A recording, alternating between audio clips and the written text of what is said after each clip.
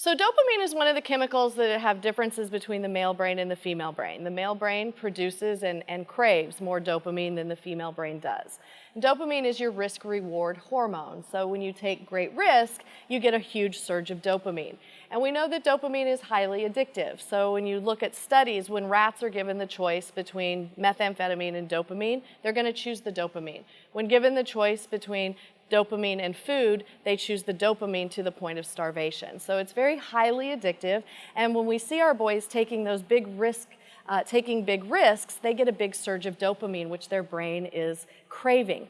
We see this a lot on video games. When they play those video games, they're able to take really big risks, and then they get a big reward. This reshapes their brain to crave even more dopamine, which means they have to take an even bigger risk to get that dopamine high. So when we see them in our classrooms, keep in mind, they may be in tune to taking greater risks, and some of our motivational ideas might not be so motivating because we're competing against some pretty high risk-taking behavior that they can do at home.